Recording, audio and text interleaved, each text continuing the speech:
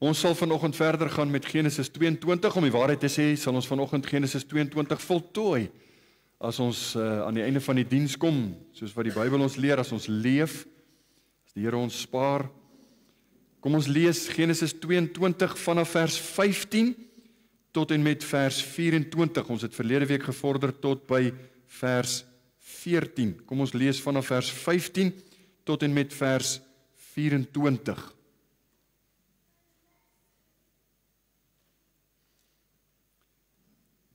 Ek gaan vra dat ons bietjie uitsondering, met 'n uitsondering, nie aan die einde van die voorlesing nie, maar dat ons nou reeds saam bid. So almal bly net so sit.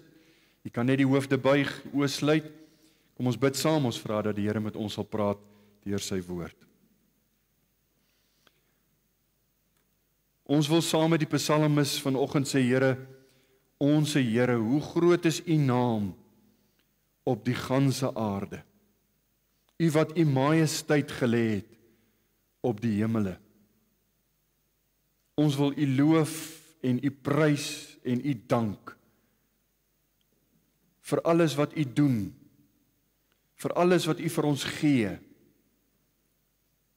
maar veral vir dit wat U is. Wanneer ons geloofsverklaring hier hardop bely, dan sê ons baie maklik, ons glo in God die Vader, ons glo in die Seun, ons glo in die Heilige Gees en alles wat daarmee saamgaan, maar daar is 'n magdom van waarhede wat daarmee saamloop, en ons faal dikwels om hierdie dinge prakties in ons lewe toe te pas. Daarom bid ons, dat U ons genade sal gee, om naby aan U te bly, dat U ons vanoggend sal leer, hoe ons U kan volg, hoe ons bevestiging kan kry, van al U weldade in ons lewe. Gee ons 'n gewillige gehoorsaamheid, o Here. Help ons om U vandag, en môre, en Dinsdag, en elke dag te gehoorsaam. Nie gedwing, omdat ons verplig word nie, maar gewillig, deur die Heilige Gees wat in ons werk. Laat ons opnuut besef, wat het U gekos het, om die prys te betaal, dat ons bevry kan word. En gee ons die genade om U te volg. Praat nou met ons deur die woord. Baie keer lees ons hierdie dinge, en dis dikwels name wat vir ons niks beteken nie, en daar's kwessies wat ons nie verstaan nie. Help ons om insig te kry. Help ons om die lig van God te sien, sodat ons hier kan weggaan vanoggend, wetende, U het met my gepraat. U het met my 'n afspraak gehad. Dit bid ons in Jesus se naam. Amen. Genesis 22, ek lees vir u voor vanaf vers 15. Toe roep die engel van die Here vir die tweede keer na Abraham van die hemel af en sê, ek sweer by myself, spreek die Here, omdat jy dit gedoen het en jou seun, jou enigste, nie teruggehou het nie, dat ek jou ryklik sal seën en jou nageslag grootliks sal vermeerder, soos die sterre van die hemel en soos die sand wat aan die seestrand is. En jou nageslag sal die poort van sy vyande in besit neem. En in jou nageslag sal al die nasies van die aarde geseën word, omdat jy na my stem geluister het. En Abraham het na sy dienaars teruggekeer, en hulle het klaargemaak, en saam na Berseba gegaan. En Abraham het in Berseba bly woon. Na hierdie dinge het hy aan Abraham berig gebring en gesê, kyk, Milka het ook vir jou broer Nahor seuns gebaar. Is sy eersgeborene en Bus sy broer en Kimeel die vader van Aram, ook Keset en Hasso en Pildas en Jidlaf en Bethuel. En Bethuel was die vader van Rebekka. Hierdie 8 het Milka vir Nahor, die broer van Abraham, gebaar. En sy byvrou met die naam van Reuma, sy het ook Tebag en Gaham en Tahas en Maaga gebaar. Dis tot daar wat ons saam lees in die onfeilbare woord van die Here. Nou ja, die laaste gedeelte klink meer soos 'n Hebreëse telefoongids as iets anders, klomp name. Ons wil vanoggend met u praat oor die beloftes van God wat bevestig word. Bevestiging wat die Here vir Abraham gee. Wanneer 'n mens gaan kyk na die kerkgeskiedenis, dan is dit interessant. Ek het ontdek dat die simbool van die Christendom, as u moet raai, wat was die simbool vir die Christendom vir die eerste paar eeue? Opgrawings het bewys, onder andere in 312 na Christus, was die algemene simbool vir die Christendom nie die kruis, soos wat ons sal dink nie. Ook nie eers die visie, soos wat ons sal dink nie. Die algemene simbool vir die Christendom was 'n anker. 'n teken van 'n anker. Die Hebreërskrywer verwys daarna, en ek dink dis waar die vroeë Christelike kerk dit gekry het, en wanneer hulle mekaar miskien op 'n half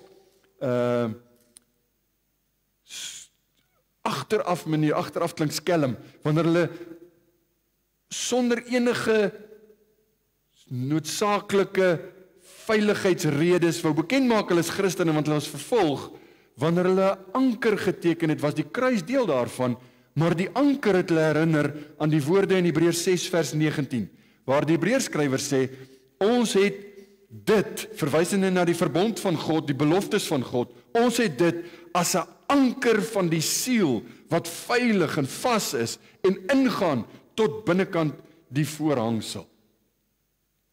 Die vroeë Christelike kerk was gestel daarop om sekerheid te hê, om geanker te wees, en te midde van wat met hulle gebeur het, die vervolging van hulle tyd, en al die swaar kry, het hulle geglo aan hierdie vers.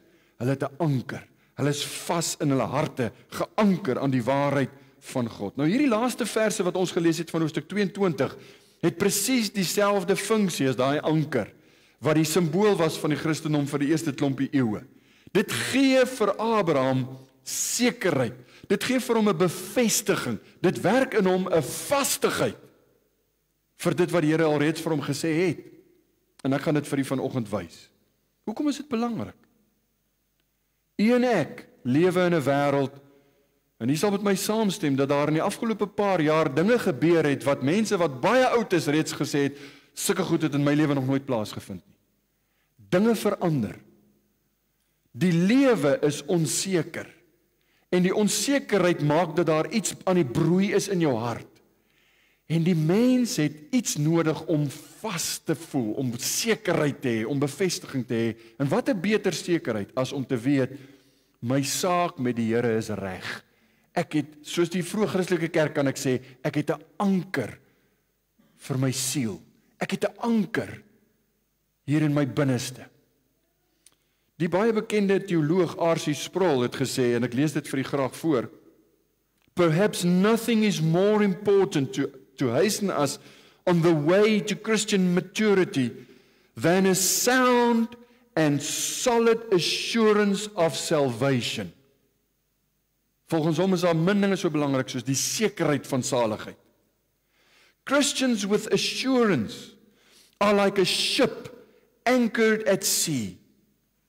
They're not tossed back and forth every time the waves become a little turbulent, but rather they are firm and secure in their salvation. Ek wil vir u sê, en ek wil dit waag om myself as illustrasie te gebruik. In my lewe, selfs as kind, as tiener, ek het die Here ontmoet as 'n jong seun, en ek is baie dankbaar daarvoor.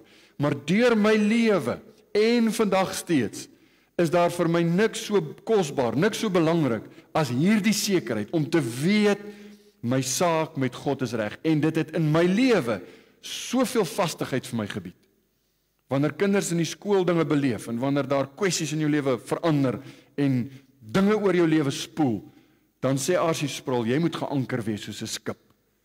Dan word jy nie heen en weer gegooi nie, jy is bestendig, jy staan vas. Nou dis wat die Here vir Abraham doen in hierdie gedeelte. Ek wil vanoggend 5 kort gedagtes vir u noem, 5 bevestigings, as jy dit so wil noem. 5 maniere waarop die Here in Abraham se lewe, in hierdie gedeelte, ons staan net by hierdie gedeelte stil, waarop die Here vir Abraham sekerheid gee, vastigheid gee, wat ons ook so nodig het, en ons gaan daaruit leer. Die eerste ene is, die bevestiging van God se eed, God se belofte wat hy vir Abraham gegee het. Nou vra jy dalk, maar waar kom jy nou aan die bevestiging? Kyk nou saam met my na die woorde van vers 15 wat ons gelees het. Nadat die engel na Abraham geroep het met die offer, ons onthou die storie toe hy vir Isak sy seun moes offer, toe roep die engel van die Here na hom. Nou na dit, roep die engel, en die woorde staan daar, vir die tweede keer na Abraham van die hemel af. So dit was kort daarna, heel moontlik net nadat hy die brandoffer van hierdie ram, wat nou met sy horings vasgesit het in die bos, net nadat hy die brandoffer gebring het, roep die Here vir die tweede keer. Hy gaan hom 'n bevestiging gee. En dan gee hy die eed in vers 16, en hy sê, ek sweer by myself, spreek die Here, omdat jy dit gedoen het, en jou seun, jou enigste, nie teruggehou het nie. Nou hierdie is die enigste keer in Genesis, ek gaan net eers tot daar lees. Hierdie is die enigste keer in Genesis waar dit genoem word, hierdie woorde voorkom, om by myself te sweer. God sê, hy sweer by homself. Hy sweer by homself. Die Hebreërs skrywer het dit in gedagte, met die vers wat ek net nou genoem het in Hebreërs 6. Hy verwys na hierdie gedeelte van Abraham, en hy sê in Hebreërs 6 vers 13 en 14, want toe God aan Abraham die belofte gegee het, het hy, omdat hy by geen meerdere kon sweer nie, by homself gesweer. Dis die woord wat hy gebruik het in Genesis. En hy het gesê, voorwaar ek sal jou ryklik seën en jou grootliks vermeerder. Nou ons het hierdie belofte al gehoor. Ek lees vir die vinnig Genesis 12 vers 2 en 3. Dit was die eerste keer toe ons hierdie belofte, of hierdie verbond, hierdie ooreenkoms van God met Abraham gelees het. Genesis 12 vers 2 en 3 sê, en ek sal jou 'n groot nasie maak, en jou seën en jou naam so groot maak, dat jy 'n seën sal wees. En ek sal seën diegene wat jou seën, en hom vervloek wat jou vervloek, en in jou sal al die geslagte van die aarde geseën word. Dit was die oorspronklike belofte. Nou word dit bevestig in Genesis 22, hierdie laaste paar verse. Nou onthou, na Genesis 12, die eerste gee van hierdie belofte, word dit herhaal in hoofstuk 15. Dit word herhaal in hoofstuk 17. Nou word dit herhaal in hoofstuk 22. En elke keer is daar 'n bietjie uitbreiding. Ons het daaroor gepraat. Ek gaan dit nie elke keer noem nie. Maar elke keer word daar 'n bietjie bygevoeg, want die Here bevestig dit wat hy gesê het, en hy voeg by. Nou is ons amper aan die einde van Abraham se lewe. Hoorie, dis nou, een van die dae gaan Abraham sterf. Hy het 175 jaar oud geword. En ons sien die bevestiging in vers 17, hier kom die eed weer, dat ek jou ryklik sal seën, en jou nageslag grootliks sal vermeerder, soos die sterre van die hemel, en soos die sand wat aan die seestrand is, en jou nageslag sal die poort van sy vyande in besit neem. Hy gebruik 'n baie nadruklike 'n manier wat dit geskryf is in die Hebreëus om klem te lê op hierdie belofte. Ons Afrikaanse vertaling het dit probeer naboots, en dit is nie sleg gedoen nie, met die woorde ryklik en grootliks. Let op, ek sal jou ryklik seën en ek sal jou nageslag grootliks vermeerder. So dis die manier waarop hulle die klem, die emfatiese uitdrukking, die klem wou bevestig.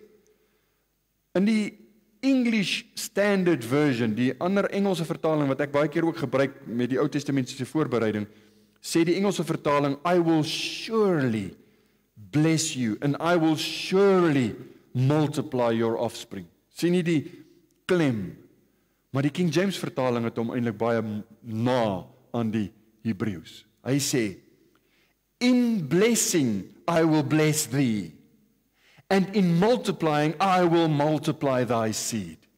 Dis hulle manier om die Hebreëus te probeer naboots wat die klem laat val op, ek sal dit verseker doen. Ek gaan dit beslis doen. En dan verder, en jou nageslag sal die poort van sy vyande in besit neem. Wat beteken dit? Dis so maklik soos as jy in die tyd geleef het van die Ou Testament, sou jy verstaan, die ou wat die poort, die ingang van 'n stad beheer, hy beheer die stad. en jou nageslag sal die poort van sy vyande in besit neem. Kan jy sien waarom die Hebreërskrywer sê in Hebreërs 6 vers 16 en 17, want mense sweer by een wat meer is, en die eed van bevestiging is vir hulle die einde van alle teespraak.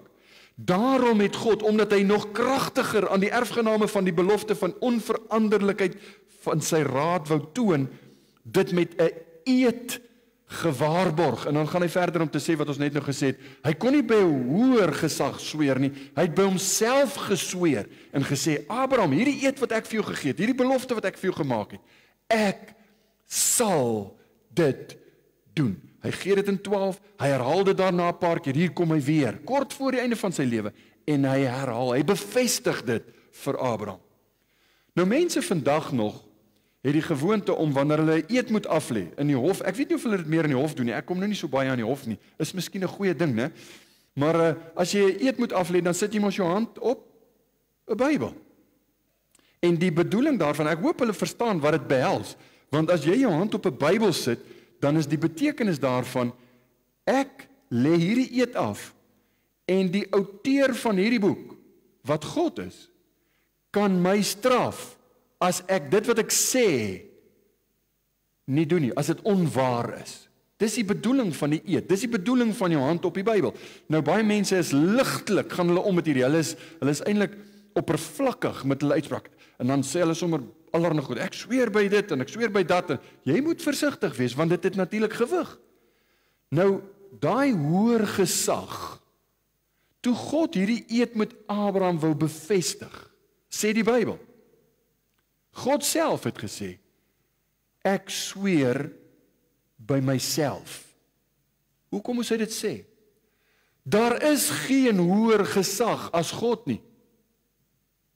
So wanneer hy sê, ek gee jou hierdie bevestiging, ek gee jou hierdie eedswering, sweer ek by myself, wat letterlik beteken, ek sal myself moet vervloek, as ek nie doen dit wat ek vir jou beloof het nie. Dit is hoe vas hierdie belofte staan. Hebreërs 6 vers 17. Daarom het God, omdat hy nog kragtiger aan die erfgename van die belofte, die onveranderlikheid van sy raad wou toon, dit met 'n eed gewaarborg. Nou hier's 'n belangrike ding wat ek wil hê jy moet verstaan. Dis 'n moeilike ding as jy nou al in daai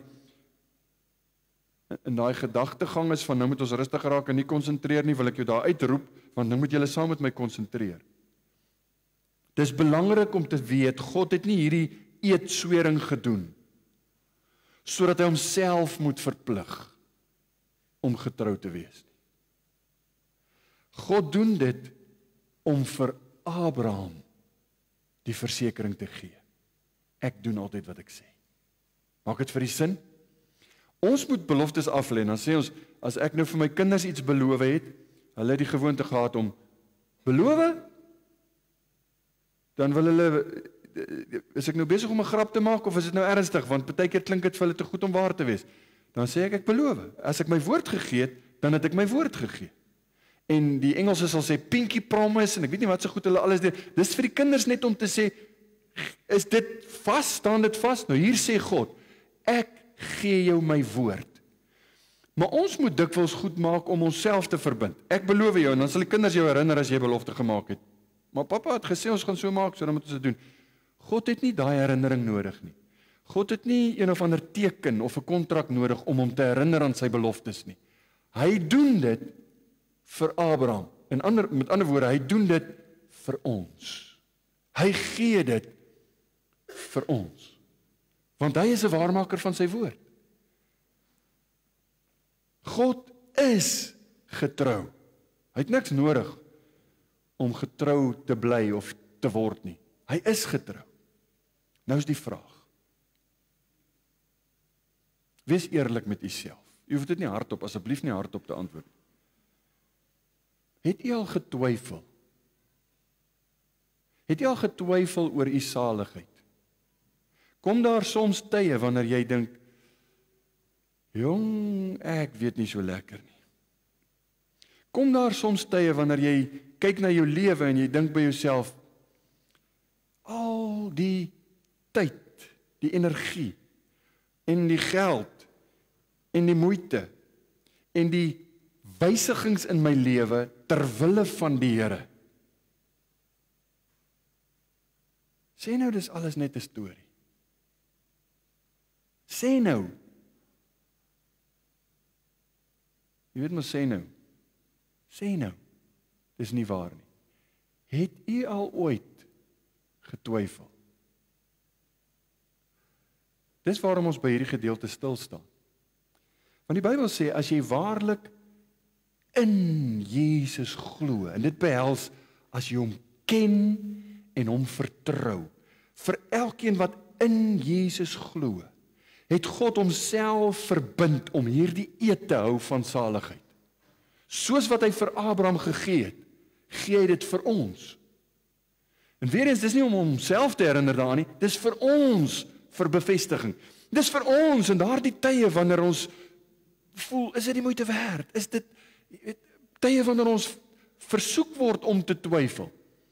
Dan is hierdie versekering vir ons. Nou die vraag wat ons moet vra is, hoe kan ons hierdie eed wat God nou vir Abraham gemaak het, ek bedoel, dit was duisende jare gelede, hoe kan ons hierdie eed in Genesis 22 toepas op ons? En die antwoord sien ons in vers 18. Ons het dit gelees. En in jou nageslag sal al die nasies van die aarde geseën word, omdat jy na my stem geluister het. In jou nageslag, en ons het mos nou tyd gevat om daaroor te praat, as jy waarlik in die Here Jesus glo, dan sê die Bybel in Galasiërs 3, is jy die nageslag, die geestelike nageslag van Abraham, dan is jy 'n geestelike Israeliet, jy's 'n geestelike Jood. Hierdie nageslag, ons dink outomaties aan meervoud, né? In jou nageslag. In jou nageslag sal al die nasies van die aarde geseën word. Maar weet jy dat in vers 18 verander die meervoudsvorm na die enkelvoud? Dis vir ons moeilik om te sien, want die nageslag is nageslag. Is dit nou een of is dit baie? Hy verander van die meervoud na die enkelvoud, en jy sien dit in vers 17 ook. Kyk mooi na vers 17, as jy nou nie die Hebreëus het, kan jy dit in vers 17 in Afrikaans sien.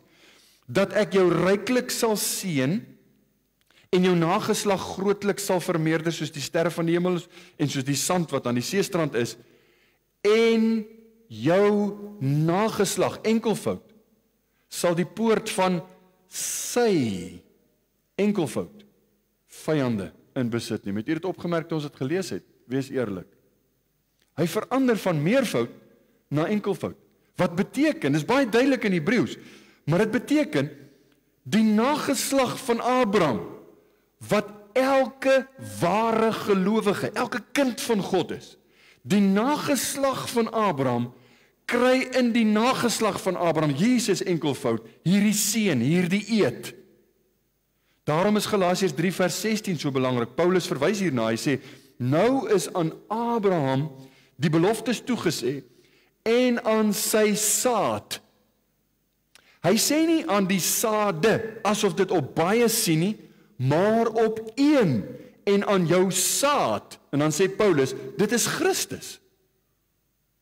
So, ek lees nie Genesis 22 en dan dink ek, dis 'n goeie idee, kom ons druk die Here Jesus daarin en ons kyk of ons hom kan kry nie. Paulus kyk daarna, die apostels kyk terug na die Ou Testament en hulle sê, in die nageslag van Abraham, meervoud, die nageslag, geestelike nageslag, sal geseën word, want die nageslag enkelvoud is 'n belofte. Dis deel van sy eedswering. Dit dui op een, en hy sê, dit is Christus. So God se belofte aan Abraham sal vervul word in die seën van die beloofde Messias wanneer hy kom, en wanneer Jesus dan gekom het, soos wat ons glo terug, hy het gekom en hy het gesterf, dan elkeen wat in hom glo, kan met sekerheid daai besit neem van die eedswering en sê, God het vir my beloof, God het aan my bevestig. Dit sal gebeur. Daarom, as ek en u by tye kom waar ons twyfel, is dit die moeite werd. Is ek waarlik gered? Hoe kan ons weet? Dink aan die eed, dink aan die belofte van God. Daarom sê Hebreërs 6 vers 19, ons het dit as 'n anker van die siel, wat veilig en vas is, en ingaan tot binnekant die voorhangsel. Ons lees natuurlik van hierdie gedeelte in Hebreërs 6 vers 15, waar daar staan, en so het hy die belofte verkry nadat hy geduldig gewag het. Verwysende na Abraham, hy koppel die twee, dis die rede hoekom ek vers 15 vir u noem. Hy verwys na ons gedeelte wat ons nou lees. Maar hy sê, so het hy die belofte verkry nadat hy geduldig gewag het. Nou gaan u dalk vir my sê, maar wag so 'n bietjie, hy het al die belofte in Genesis 12 gekry. Hoekom sê die Hebreërskrywer hy het dit nou gekry, nadat hy geduldig gewag het? Want die feit van die saak is, en die jong mense sal nou verstaan as ek sê, nou het hy dit eers gekry, met ander woorde, nou het hy dit eers gevat, nou het dit vir hom 'n realiteit geword. Hy het hom gehoor, herhaaldelik gehoor, ja, hy het dit geglo, maar nou het dit vir hom oopgegaan, en dit het ons laasweek na gekyk. In hierdie onder ons met die brandoffer wat hy moes bring, het hy die dag van Christus gesien. Dit het vir hom oopgegaan. Die belofte is al reeds gegee, maar hier het hy dit verkry, as ek die woorde van Hebreë 6 vers 15 kan gebruik. Hier het hy die belofte gekry. In my tyd, toe ek nou nog op skool was, het ons altyd gepraat van, as jy vrou iets verduidelik, dan sê, kop jy dit? Dit beteken, verstaan jy dit? Het jy dit gevat? En die maklikste manier om te verstaan, het die ou dit nou gekop, is, kan jy dit vir iemand anders verduidelik, want anders het jy dit nog nie gekop nie. Nou hier het Abraham dit gekop, hier het hy dit gevat, hier het hy dit verkry, en hy daarvolgens geleef. Dis wat Genesis 22 en Hebreërs 6 ons leer. As jy kan sê, ek glo werklik in die Here Jesus, ek glo, hy het in my plek aan die kruis gesterf, ek moes God se straf dra, maar hy het in my plek gesterf, en ek glo in hom, ek vertrou dat hy my vrymaak, dat hy my sonde wegneem, dan sê die Here vir jou, ek sal vir jou die versekering gee, die absolute vastigheid van saligheid. Dit help ons natuurlik om te kan sê, ek weet ek behoort aan die Here, en as ek weet ek behoort aan die Here, dan is dit net soveel makliker om te sê, omdat ek aan die Here behoort, gaan ek voluit vir hom lewe. Ek gaan niks terughou nie. Kyk, dis alles of niks. Gaan groot of gaan huis toe, ons lewe vir die Here. Ek gee myself vir die Here. So die eerste een was bietjie lank, maar dit beteken, God se bevestiging gee hy in sy eed, in sy belofte. Kom by die tweede hoofgedagte. Ook 'n bevestiging, of 'n versekering kan jy, 'n versekerheid, van Abraham se gehoorsaamheid. Dit was die tweede teken, die tweede manier waarop die Here vir Abraham vastigheid gegee het. Ons het in vers 16 gelees. Hy het gesê, ek sweer by myself, spreek die Here, en dan hierdie woorde, omdat jy dit gedoen het. Dit spreek van gehoorsaamheid. Omdat jy, kan net so wat daar sê, gehoorsaam was, omdat jy dit gedoen het, en jou seun, jou enigste nie teruggehou het nie. Hier sien jy natuurlik die belangrikheid van gehoorsaamheid in die Christelike lewe. Die absolute noodsaaklikheid van gehoorsaamheid. Sien dit ook in vers 18. En in jou nageslag sal al die nasies van die aarde geseën word, omdat jy na my stem geluister het. Nou party ons word hierdeur 'n bietjie gegooi, want dan sal hulle sê, maar wag so 'n bietjie. Ek dink nou, ek het dan gehoor, saligheid, is dit nie geloof alleen, uit genade alleen nie? Waar kom die gehoorsaamheid? Beteken dit jy moet iets doen om gered te word? Nee, dit beteken bloot maar net, dis waar, jy word gered uit genade alleen, geloof alleen, maar ons het verduidelik al, daai geloof is nie alleen nie. Hierdie geloof word altyd vergesel met gehoorsaamheid, werke. Omdat jy in die Here glo, daarom sal jy hom gehoorsaam. Omdat jy in die Here glo, waarlik glo, sal jou lewe verander en sal daar dan bekering wees. Sal daar sekere dinge in plek kom, sodat jou geloof gehoorsaamheid voortbring. Die kommentator H.C. Leupold skryf oor die gedeelte. Hy sê, God delights in rewarding faithful service. As jy getrou en gehoorsaam is, dan het hy 'n behaag daarin om jou te vergoed daarvoor. Hy sê, Abraham did not withhold his best. God will bestow his best. Omdat Abraham, dit wat vir hom die kosbaarste was in hierdie lewe, sy seun, het hy nie teruggehou. Daarom sê hy, het God Abraham so ryklik geseën. Net vinnig weer oor die gehoorsaamheid. James Montgomery Boyce praat hiervan, en hy praat van 'n onmiddellike gehoorsaamheid. Kinders, nou moet julle julle ore spits. Paas en maas, hier is die goed wat ons vir ons kinders moet leer.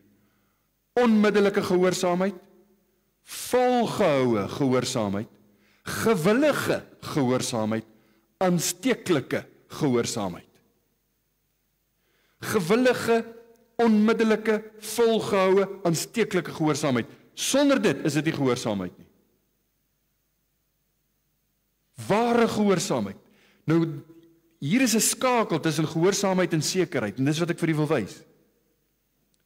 As ek God gehoorsaam, as ek God dien in gehoorsaamheid, soos wat James Montgomery Boyce nou hier gesê het, gewillige en onmiddellike en volgehoue en aansteeklike gehoorsaamheid. As ek op daai manier gehoorsaam is en die Here dien, dan kry ek daardeur sekerheid. Dit beteken nie, jy weet, God doen sy deel en ek doen my deel en saam werk ons nou aan my saligheid nie. Dis nie wat dit beteken nie. Dis God se genade en in sy genade gee vir ons sy saligheid, maar daai saligheid werk dan nou gehoorsaamheid in my en hierdie gehoorsaamheid is sigbaar soos wat ek hom dien. Ons lewe in 'n tyd waar die slim ouens praat van, hier is jou groot woord vir die week. Jy kan nou gaan sê, hoor wat het ons geleer by die kerk gister. Antinomianisme. Dis gesinspeel op die woord nomos, wat in Grieks beteken die wet. Ons lewe in 'n tyd van, ek praat van in die kerk, ek praat van oor die groot vaandel van Christene. Antinomianisme, waar mense sê, ek is nie wetties nie. So ek gaan nie, jy weet, Sondag hou soos wat Sondag gehou moet word nie, en ek hoef nie dit te doen, ek hoef nie dat te doen nie, want ek is nie wetties nie. En jy sal met my saamstem, ek het al baie keer gepraat oor wettisisme, dis 'n aaklige ding en ons wil nie wetties wees nie, maar om bloot net gehoorsaam te wees aan die Bybel, is nie wettisisme nie. Dit beteken gehoorsaamheid. Daar's 'n rede hoekom die Here vir ons sy wette gee, en waarom ons sy wette nog steeds lees, en waarom ons gedurig moet dink aan die voorskrifte wat hy vir ons gee, sy gebooie noem ons dit. Maar ons moet die woord van God gehoorsaam, hoekom? Nie sodat ek gered kan word nie, uit dankbaarheid, omdat die Here my gered het. Dankbaar vir sy verlossing, wy ek myself aan hom, en daarom doen ek al die regte dinge. Dis nie wettisisme nie, dis bloot net gehoorsaamheid aan die Bybel. Maar dan kom by 'n derde bevestiging. Die bevestiging van Abraham se volharding. So die manier waarop hy in sy gehoorsaamheid bevestiging kry, hy kry dit deur die eed van God, het ons eers gekyk, nou kom ons by sy volharding. Vers 19, en Abraham het na sy dienaars teruggekeer, en hulle het klaargemaak en saam na Berseba gegaan. En Abraham het in Berseba bly woon. Wat beteken dit? Ek bedoel, is maar net om te sê hy teruggegaan na sy huis toe, is dit nie waar nie? Nee, dit beteken, Abraham het volhardend voortgegaan in sy lewe van geloof. Hy kon teruggaan Ur van die Galdeërs toe. Hy kan gaan woon waar hy wil, maar God wil hom by Berseba hê, en hy gaan voort in sy lewe van volhardende geloof. Ek wil u vanoggend skok, en miskien gaan ek die ou kerkmense skok, maar toets my aan die woord. Toets my aan die woord. Saligheid word verkry deur volharding. Saligheid word nie verkry deur 'n gebedjie wat jy bid, of 'n eenmalige oorgawe wat jy maak, of jy weet daai een ervaring wat jy gehad het nie. Dis nie saligheid nie. Saligheid word verkry deur volharding. Hoe weet ek dan, toe ek 9 jaar oud was, het ek 'n gebedjie gebid? Hoe weet ek dit was eg? Want die vrug daarna wys dit. Die volharding daarin bewys dit. Dit is die wat jou eintlik red. Om volharding te gehoorsaam is die bewys dat my oorgawe eg was. Paulus sê aan die Kolossense, en daar's baie verse wat ek kon gebruik, want eintlik gaan ons nou hier praat oor die volharding en die bewaring van die heiliges. Dis een van die 5 baie belangrike gereformeerde stellings. Maar hoor wat sê Paulus vir die Kolossense, Kolossense 1 vers 23. Hy sê vir die gemeente, nou dis sy gebed vir hulle. As julle ten minste gegrond en vas bly, dis letterlik die woord vertoef, bly in die geloof, en julle nie laat afbring van die hoop van die evangelie nie. So Paulus sê, daai besluit, daardie keuse wat jy gemaak het om die Here te dien, jou oorgawe, noem dit wat jy wil, maar die dag toe jy gesê het, ek gaan die Here dien, ek gaan my sonde bely, ek gaan hierdie dinge wegdraai, ek is jammer ek het dit gedoen, ek draai na die Here toe, Here sal U my red.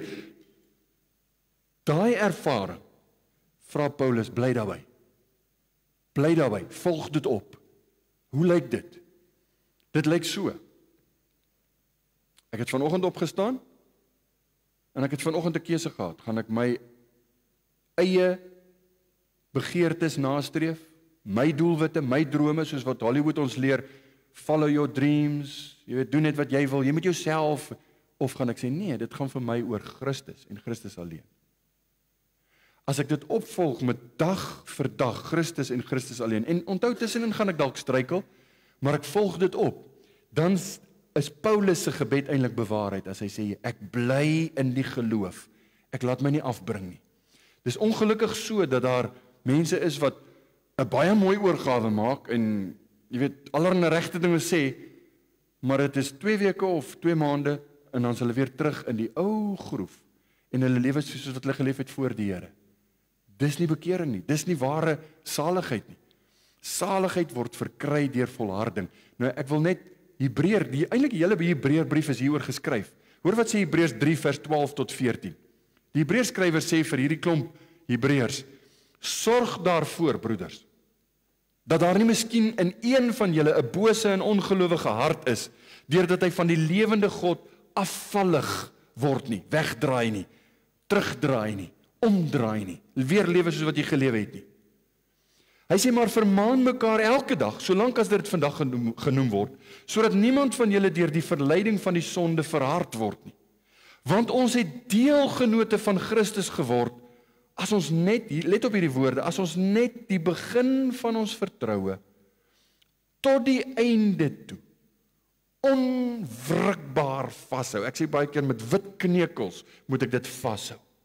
Dit maak nie saak wat gebeur nie, ek sal sê, ek gaan nie my rug op die Here draai nie, ek gaan getrou bly, ek wil hom volg, ek wil hom gehoorsaam, ek wil hom dien, ek moet dit onwrikbaar vashou. Dis volharding. Hoe kan ek volhard? Die Here gee my genade. Dis nie ek wat so sterk is, of ek wat so gelowig is, of ek wat so fantasties is nie. Dis sy genade, maar ek het 'n verantwoordelikheid om te volhard. Die volharding en die bewaring van die Heilige Gees is belangrik. Nou, u weet, die meeste van Abraham se lewe is nie eers vir ons opgeteken nie. Ons het die hoogtepunte, maar die meeste van Abraham se lewe, weet jy waar is dit? Dis in die wit gedeeltes op die bladsy waar daar niks staan nie. En dan begin die volgende gedeelte met goed soos daarna, of na hierdie dinge. En dan is daar 'n hoogtepunt waarvan hy vertel, maar dan verloop daar weer 10 of 15 jaar, en dan is daar weer 25 jaar. Die grootste deel van Abraham se lewe was in die stukkies tussen dit wat ons hier lees, nie waar nie? En net so is dit met ons. Ons beleef hoogtepunte, ons beleef fantastiese ervarings, waar die Here ons seën en waar die Here ons nader trek, goeie en slegte, maar tussenin is ons lewe. Hoe lyk ons lewe tussenin? Hoe lyk u en my lewe van Sondag tot Sondag by die werk? Is ons besig om meer en meer vas te hou en geanker te wees en te volhard in dit wat ons weet wat reg is en te groei in dit wat reg is? Of is ons soos die ouens wat, as die dominee kom kuier, moet daar baie dinge reggemaak word, want net nou vra hy verkeerde vrae. Dis nie reg nie. Wie flous ons hier? Ons moet onsself vra, is ek volhardend besig om die Here te volg? Dit bring vir my sekerheid. Dit bring vir my 'n vastigheid. Bring my by die 4de gedagte, voorlaaste gedagte, die bevestiging deur God se voorsienigheid. Nou, God se voorsienigheid kom na Abraham toe in vers 20 en verder. Na hierdie dinge het hulle aan Abraham berig gebring en gesê, kyk, Milka het ook vir jou broer Nahor seuns gebaar. Milka was sy vrou, Nahor was Abraham se broer, en dan gee hy 'n lys name. Vers 21 en 22 gee hierdie, soos wat ek net nou spottenderwys gesê het, soos die Hebreëse telefoongids. Is sy eersgeborene, en Bus, in die Engels klink dit baie meer impressive, dis soos Us en Bus. Dis dudes wat jy van kennis neem. Daar moet iets van kom. Sy broer Kemuel, die vader van Aram, ook Keset en Hasso en Pildas en Jidlaf en Beteel. Nou, dis almal ouens van wie jy iets kan sê. Aram is die Arameërs, Us en Bus wat ek van genoem het, dis die Arabiese stamme. Die Keset wat hy van praat, is die vader van wat ons later ken as die Galdeërs. Dis die ouens van Nebukadnesar en daai ouens kom uit hom uit. So dis 12 seuns wat hy gehad het, wat fenominale lewens gehad het, Maar Abraham hoor daarvan, en dan net soos Abraham het Nahor ook 'n byvrou gehad, in vers 24 het ons gelees, en sy byvrou met die naam van Reuma, sy het ook Tebach en Gaham en Tahas en Maaga gebaar. Nog seuns, soos 12 seuns in totaal. En dan is daar een meisiekind wat genoem word, een dogter. Maar dis die belangrike een. Van die 12 seuns noem hy, in ons vertaling is dit tussen hakkies, het jy dit opgemerk? Hy sê, en Betuel was die vader van Rebekka.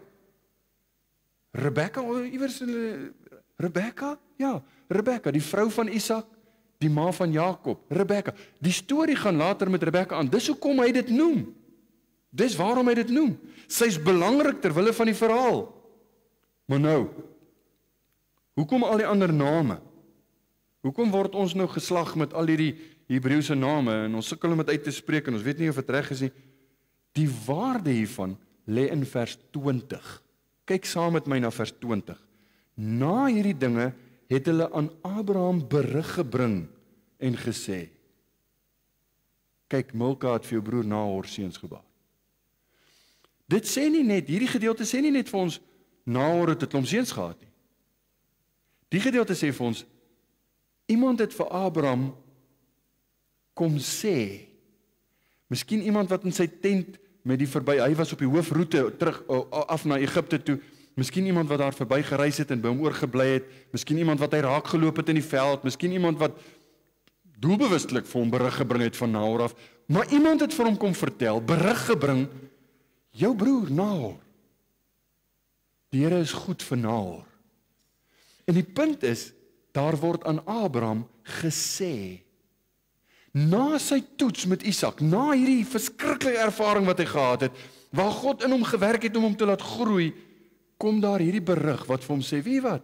God werk op ander plekke ook. Jou broer Nahor, daar's 12 seuns vir hom gebore, en Rebekka. Is dit nie wonderlik wanneer jy hoor, God se voorsienigheid is op plekke aan die werk? Dis vir my so. Ek het in die week gepraat met 'n ou van Kaapstad, wat amper dieselfde pad as ons geloop het, en die Here is besig om te werk in sy gemeente, en ek praat nou die dag met 'n oom uit, daar ver bo, wat is bokant Luitrigard, is baie ver, Musina, lees daar, wat my bel en sê, hy luister na ons preke, en hy sê, dis vir hom so wonderlik, om gevoed te word deur die woord, en dan hoor jy die Here werk daar, die Here werk hier, die Here werk, want sy voorsienigheid is wat ons sekerheid gee. Het sou dan vreemd en wreed gewees het, as ons soos 'n lone ranger in hierdie wêreld was, en jy het nooit gehoor van ander kinders van die Here, en jy het nooit verneem van ander plekke waar die Here werk nie. Hier hoor Abraham, God werk, God is goed vir Nahor, sy seun is daar, sy voorsienigheid, en dit gee vir Abraham bevestiging.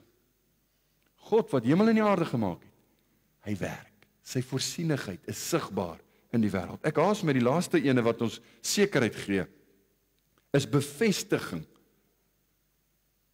van Jesus se koms.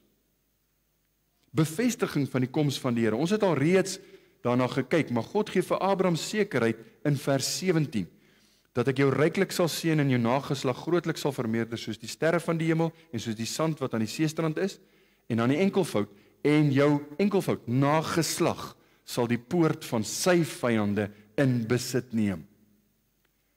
Die koms van die Messias, vastigheid vir Abraham. Hierdie woorde, ego, julle weet mos hoe maak 'n ego, wanneer laas was julle by 'n lekker hoë kraans, waar jy saam met die kinders skree, en dan skree, gaan die ego. Hierdie vers, hierdie gedagte, ego, in die woorde van die Here Jesus, Matteus 16 vers 18, toe Petrus sê, U is die Christus, die Seun van die lewende God, toe sê Jesus, ek sê ook vir jou, jy is Petrus, en op hierdie rots sal ek my gemeente bou. Hoor nou, en die poorte van die doderyk sal dit nie oorweldig nie. Jesus sê, ek sal my gemeente bou, en die poorte van die doderyk sal hierdie gemeente, hierdie kerk van my, nie oorweldig nie. Dis die ego van die woorde wat die Here vir Abraham gegee het. Verwys na die geestelike vooruitgang van die evangelie, die getuienis wat die Here vir Abraham gegee het. Hierdie saligheid, hierdie evangelie gaan verkondig word, en dit gaan 'n seën wees. En ons sing liedjies, en ek het vanoggend vir die kinders ook vertel daarvan, toe ons gepraat oor die algemene Christelike kerk, Uit elke stam en taal en volk en nasie is die Here vandag ook besig om mense, sy mense bymekaar te maak. Hy bou sy kerk. Dit is die versekering, Jesus, wat die hoof is van sy kerk op aarde. Hy is ook in ons lewe besig om te werk. Wat 'n bevestiging is dit? Wat 'n bevestiging. Nou, laaste verwysing, dan gaan ek afsluit. Laaste verwysing na Hebreërs 11 vers 19.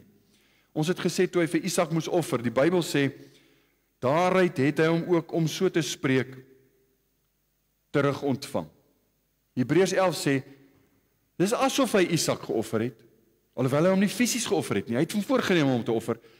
Daaruit het hy hom ook, so nou uit die dood uit, het hy hom om so te spreek terug ontvang.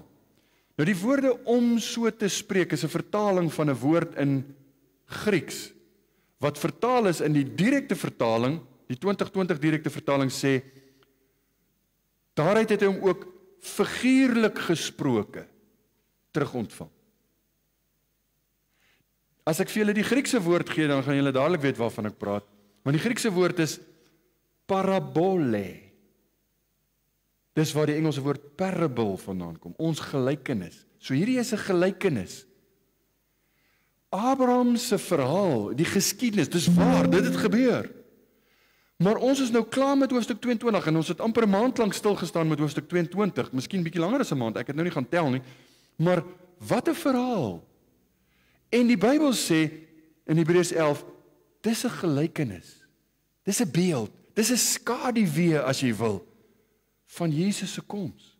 Dit wys na die plaasvervanger wat nie net vir Isak nie net vir Abraham nie net in sy fisiese nageslag nie, maar wat vir mense van alle tale en stamme en nasies en volke en rasse vir almal 'n saligmaker is, en hy is die verlosser, die redder, die enigste redder. Dit bevestig saligheid as jy hieraan glo. Daarom dat die Bybel een taal praat. Die Bybel handel oor die Here Jesus. As jy hom mis, dan mis jy die doel van die verhaal. Hier is dit net 'n baie kosbare verhaal.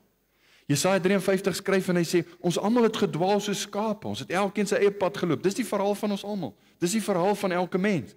Jy kies maar jou pad. Party ons kies 'n godsdienstige pad en hulle is daarom kerkmense en hulle doen al die regte goed. Ander ons kies 'n goddelose pad. Hy sê man, ek wil met die kerk niks te doen hê nie en hy lewe sy lewe. Elkeen kies maar sy eie pad, maar dit beteken nie jy is gered nie. Kerkmense is nie noodwendig gered nie. Kerkmense is presies net dit, kerkmense. En dis vir die meeste van die tyd is dit maar 'n baie boring lewe om 'n kerkmens te wees.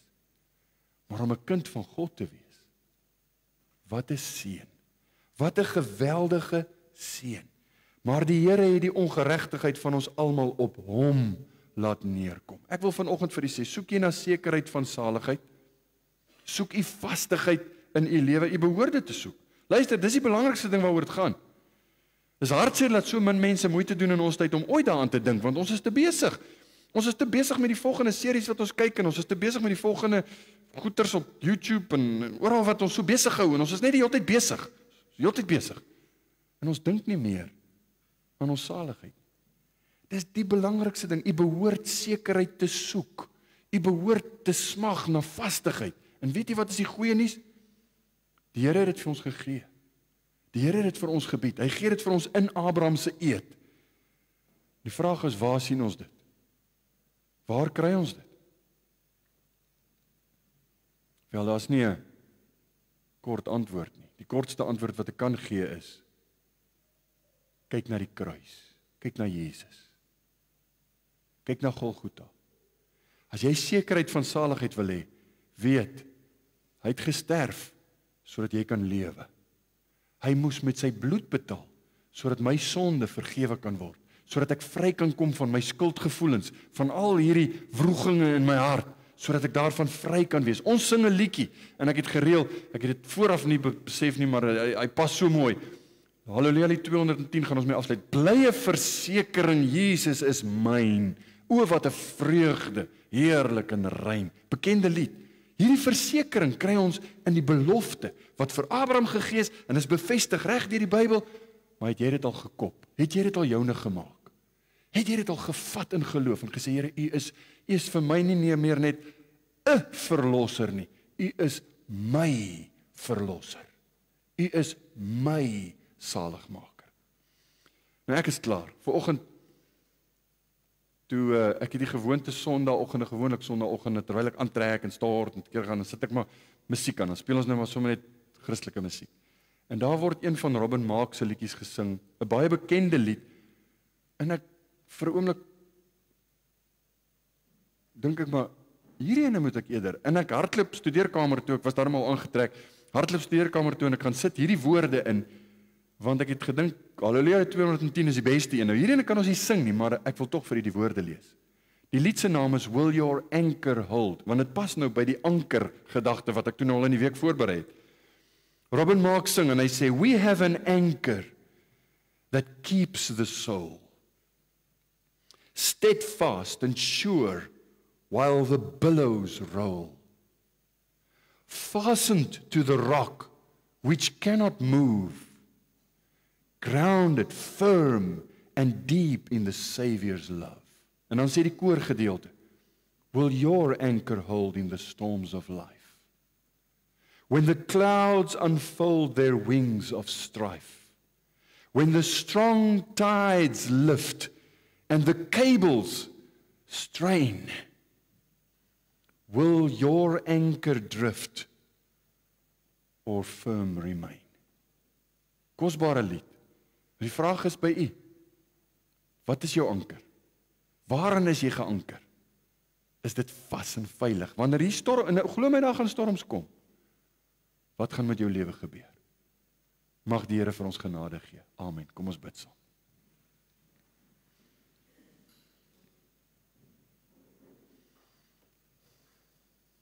Here, hoe kan ons u ooit vergoed vir al u weldade?